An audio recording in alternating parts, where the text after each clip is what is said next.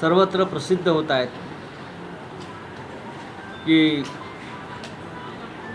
काय कसलं tiger operation tiger हां ऑपरेशन टायगर सोपं नाही आहे ते.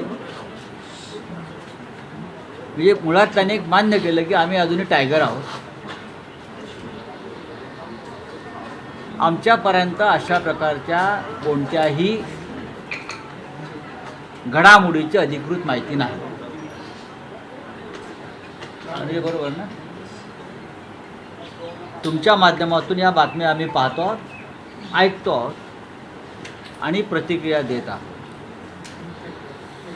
काल रात्री मला साधारण 10:30-11 वाजता एका महत्त्वाच्या व्यक्तीकडून सांगण्यात आलं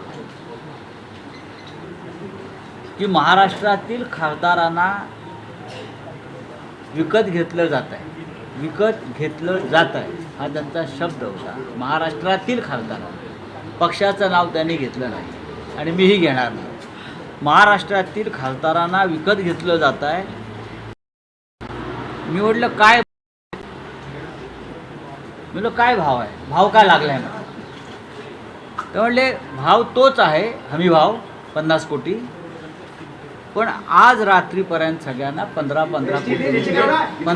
कोटी रुपये त्यांना आज रात्री पोचत आहेत आणि मग ते खासदार दिल्लीमध्ये येतील, त्याशिवाय ते विमानात बसायला तयार नाही असं मला सांगितलं. याची माहिती मी समाज माध्यमांद्वारे आपल्यापर्यंत पोहोचवली, कारण माझं ते कर्तव्य आहे. आता अशा पद्धतीनं कोणी कुठे तृणमूल काँग्रेस असेल, कुठे शिवसेना असेल, कुठे अन्य काही पक्ष असतील फोडले जात असतील तर या देशात निवडणुका लढण्याला काही अर्थ नाही. मी अजून असंही